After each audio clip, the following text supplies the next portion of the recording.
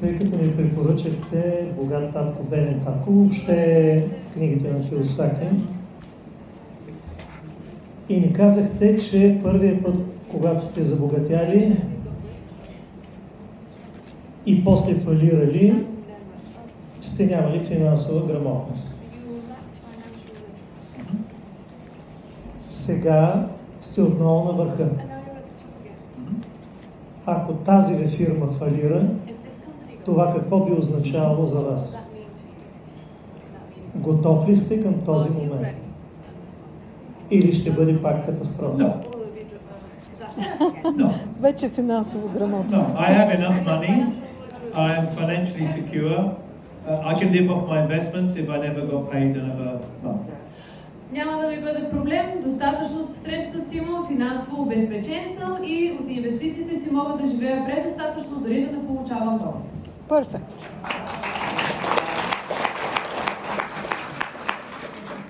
Good. Hands up. Question. Дигайте ръка, ако имате въпрос. Yes, gentleman there. Въпрос, господин There we go.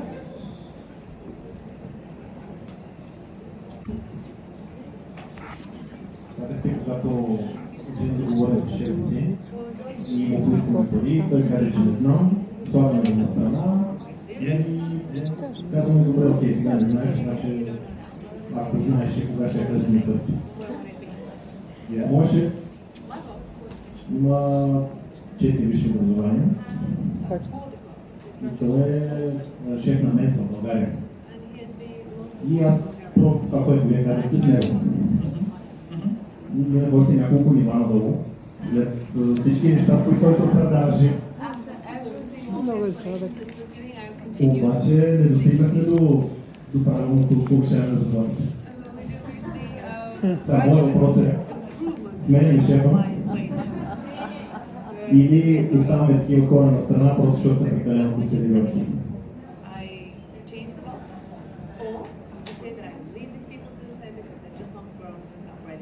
Both. Ами и двете. Yeah. Да, и двете. You only live once. Веднъж се живее в крайна сметка. Cool. Any other questions? Yes, madam. Yes, there she is. Давайте въпроси.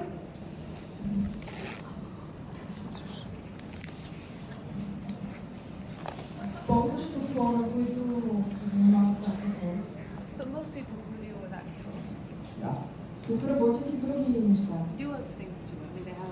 Sure. И когато водим разговор с потенциални клиенти, ние се запознаваме с това, което правим в живота. И много често съм сигурна, че много хора не се слушало. Те да ни потърсят за другата ни работа.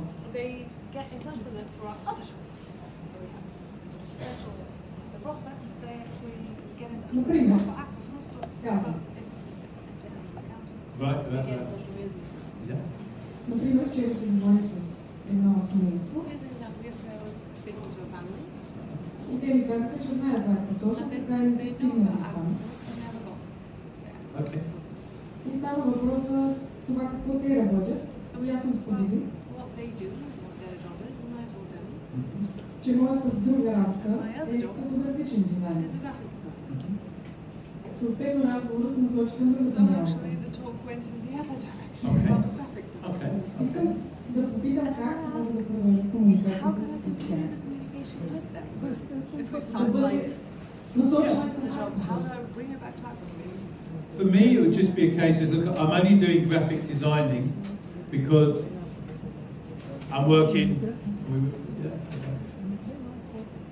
working part-time on my fortune and full-time on my job. So that down the road, I can swap them around the other way. Реално това, което можете да отговорите, това, което аз бих казал, е, че се занимавам с графичен дизайн, само за да изграждам в момента да се изхранвам, а работя на непълно работно време, за да си изградя богатството. Така че да мога след време да обърна местата. Тоест, And eventually, I want to drop my job and do Aquasource full-time. в някакъв момент искам да оставя тази работа на страна и да се занимавам в цялото си време да отдам за Aquasource. Most people are using their skill, their knowledge, their talent, their expertise, their creativity to build someone else's business. Повечето хора използват своите умения, таланти, дарби, творчество, креативност, за да градят чужд бизнес. Where you park your car, where you sit, when you have a coffee break, a lunch break, an afternoon break, when you go on holiday, how much pension you get, all controlled by others. Всичко се контролира от други. Когато паркирате колата, кого плащате паркинг, когато бягате, когато се вземате кафе, къде ще ходите на почивка, кога ще се пенсионирате, колко пенсия ще вземате. Всичко е в ръцете на други. This business, this industry and Aquasource, chance to own your life. В тази индустрия, в Aquasource, вие взимате контрол над живота си. You see, for me, I get on an aeroplane now, I go up the steps, I turn left. Аз сега, като се качвам на самолет, след като се кача по стълбичките, завивам наляво, към първа класа. Our average holiday for my wife and I, 25-30 euro, 30,000 euro for an average holiday. Една обикновена почивка за мен и моята съпруга е 25-30 хиляди евро. We have 3 a year. 3 пъти годишно. So we live a great lifestyle. Живеем страхотен начин на живот и стандарт. But in November 1996, I had no customers and no distributors. А през ноември 1996 година нямах нито клиенти, нито дистрибутори. Нула. I just had a goal and a dream and an ambition. Имах една обикновена цел, амбиция, мечта. Do you think people said no to me? Хората дали са ми отказвали тогава? Do you think members of my family said no to me? Семейството ми, роднини, дали са ми отказвали тогава? I've still got I'm the eldest of 4 kids, and 2 of them aren't customers. Пак ще кажа, аз съм най-големи от 4 деца и 2 от моите братя и сестри не са клиенти. None of my children are partners. Нито едно от децата ми не е партньор, не е бранд амбасадор. Because we want them to flap their own wings and go their own course. Защото искахме те по своя път да си тръгнат и да се разперят собствените крила. But you've got to pay the price. Но трябва да платите цената за това. For many of you, it's the courage За много от вас това означава кураж. to make the decision Да вземете решение, to build this fast and hard да го градите бързо и усърдно, so you can quit your job. така че да можете да напуснете работата си. You know, job stands for people, Job in England, job stands for jump out of bed, На английски job означава изкачаш от леглото, jump out of bed, on a journey of boredom, на пътешествие на скуката, to end up just over broke. за да завършиш на прага на бедността. Много добре казвам. So, for me, I've always wanted to be in control of my own life. I've always wanted to be able to do the things that I want to do. So, you know, give an example. I bought a Porsche Cayenne S SUV.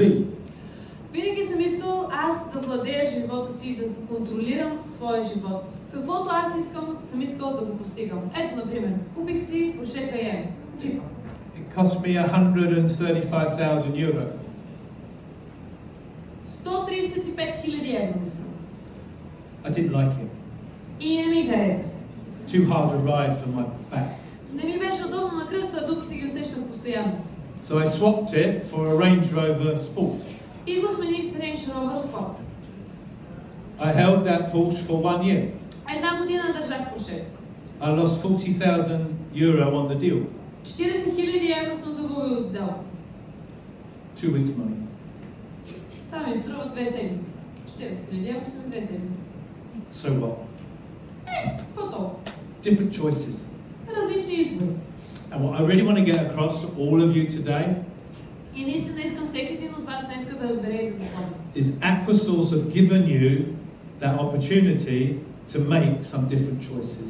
Че Aquasource ви дава възможността вие да вземете различно решение и различен избор. If it was easy, everybody would be at the top of the plan. Ако беше лесно, всички щяха да са на върха на плана. But it's not easy. Ама не е лесно. It takes hard work. Изисква се усърден труд. focus, discipline. Дисциплина, съсредоточаване и фокус. But don't lose sight of your goal. Но не дейте да се разсейвате от целта си. In my country, we call them the dream stealers. Ние в моята страна го наричаме крадците на мечти. Everyone wants to tell you why you shouldn't do it. Всеки иска да ви обяснява защо не трябва да го правите. You're too young, you're too old. Много си млад, много си стар. You haven't got the education. Нямаш образование. You've never been very good with people. Бе никога не те е бивало с хората. What are you qualified in health? А ти си завършил в здравето, какво? They'll all put you down. Нищо не разбираш, всички ще се опитват да ви отказват. And that's normal. Това е нормално. You just stay focused to your goals, Оставате фокусирани в целта, stay committed to the system, отдадени на системата and show up every day и всеки ден се появявате and talk to 2 people a day. с решителност говорите с двама души на ден. Okay. Right. We're coming to the end of the day. Наближаваме края на деня. I'd like to thank you for your time in coming today. It's the one thing you can't get back, and you chose to spend it with me. So I'm very, very grateful. Thank you for being here. Бих искал да ви благодаря за това, че отделихте времето си да бъдете заедно днес, защото това е едното нещо, което не се връща никога. Така че ви благодаря за времето, което ми отделихте. I'd like to leave you. Thank you. Благодаря ви. I'd like to leave you with my 10 steps to success. И искам като черешна тортата да ви оставя моите 10 стъпки към успеха. Starts with enthusiasm. Започваме с ентусиазъм. The last 4 letters of enthusiasm are IASM. Ентусиазъм завършва на английски с IASM, Which stands for I am sold myself. което означава аз самия съм отдаден и уверен. You can't talk about these great products if you're not using them. Ако не използваш продуктите, няма как да говориш за тях. You have to become a product of the product. Ти самия трябва да бъдеш продукт на продукта. But if you can get enthusiastic about your opportunity, then you can transfer that in excitement. Си ентусиазиран за възможността, то можеш да го предадеш с вълнение. If you can get other people excited by your enthusiasm, then that can move into activity in your team because they're excited.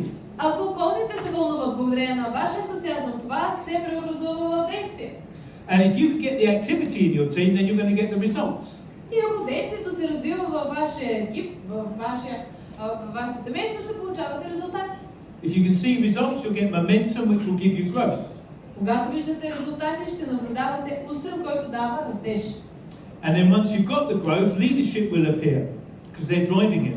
И щом видите растеж, лидерите ще се появят, защото лидерството задвижва този растеж. If you've got leadership appearing in your business, then I think you've got freedom Ако има лидерство във вашия бизнес, вярвам, че има и свобода. because you've got interdependence. Защото има взаимосвързаност. And if you've got interdependence and freedom, you've got what I consider to be the golden nectar. И ако имате взаимосвързаност и свобода, се получава това, което за мен е амброзия. Which is the ability to make different choices. Тоест възможността да взимате различни избори. So they're my 10 steps to success. Това са моите 10 стъпки към успеха. In another life, I would have been a comedian. В друг живот може би щях да съм комик. So I'm going to leave you with my latest English joke. Така че за финал ще ви споделя последната ми най-новата английска шега. So I want you to imagine this. Представете си ситуацията. We're in Texas, В Тексас. and there's an oil baron there. И там един нефтен барон. He's worth billions. Милиардер. And he has an estate there С едно огромно имение. where he has thoroughbred horses. He has a whole wing of Picassos in painting and all the top painters. Където има пълна конюшна само с чистокръвни атове. Има цяло отделение в имението само с истински автентични творби на Пикасо. Yeah, he has a winery, he has cars, he has everything. Anything you could think of, he has. Винарна, коли, каквото се сетите, всичкото го има и отгоре. He's a multi-billionaire. Мултимилиардер. And once a year, he does a raffle for 20 winners in the town where he lives. И веднъж годишно За жителите на градчето, в което той живее, възнаграждава 20 на случайен принцип. And the winners of the raffle get a chance to walk round with him his whole private estate. Спечелилите имат възможност да обиколят с него цялото му имение. So they turn up on the day and he's showing them all the cars, and he's showing them all the jewellery, and he's showing them all the paintings, and they've gone round where the stables are, and they've seen everything. And just as they come to the end of the tour, as they come out of this little hiding in the corner, И така в деня на отворените врати обикалят всичко. Виждат колите, бижутата, картините, конете, всичко. И в последния момент, излизайки от стаите, виждат в едно ъгълче. they are confronted with an Olympic-sized swimming pool. Басейн с олимпийски размер. And in the swimming pool are 10 crocodiles. А в басейна 10 крокодила. And one of the audience turns round and says, "This has been a wonderful experience, but I'm curious, Mr. Brown. И един от гостите се обръща и казва: много приятно ми беше това, като изживява на господин Браун, страхотно, но ми е любопитно. Why the swimming pool with crocodiles?" Защо той е басейн с крокодили? And he turns around and he says, "For two reasons. И Браун се обръща и казва: има две причини. Number one, Първо, it reminds me that to get where I've got and to be successful, you've got to take some risks. напомня ми, че за да стигна до тук, до където съм стигнал, и за да бъдеш успешен, трябва да поемеш рискове. And number two, I like to throw a test out, И a второ, challenge. харесвам да отправям предизвикателство. If any one of you can swim from one end to the other and survive, I will let you choose one of anything you want. Ако един от вас успее от единия край да преплува до другия край, жив и здрав, с всички крайници, ще му дам избор, едно от всичките богатства, които имам аз, ще му дам като подарък. You can have a Picasso, you can have a Ferrari, you can have a Somerset Dolls, you can have one of everything. And with that, he hears a massive, great splash. Картина на Пикасо, Ферари, каквото се сетите, от мене специален подарък за вас, изведнъж чува плисък. And they all turn round and they see this guy, И всички се обръщат и виждат как някакъв тип.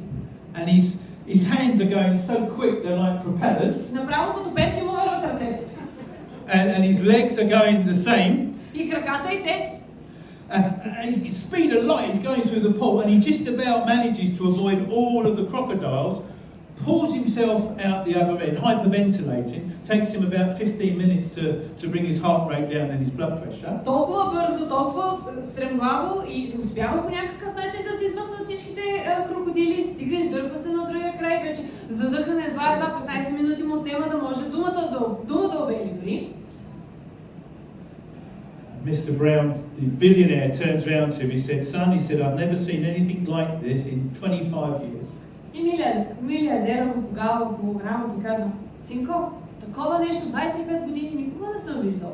He said, "Unbelievable." Но вярвам. He said, "I'm true to my word. Аз ще се удържа на ангажимента. You can choose one of anything you've seen today." Думата ми е закон, едно от всичките неща, които видя днеска, твое, хареса си го, избери го. He turns to the boy the man who's done the swimming. He says, "What would you like?" Обръща се към момчето, което вече успяло да си поеме дъх след толкова много бързо плуване на ръба на оцеляването и казва: какво искаш?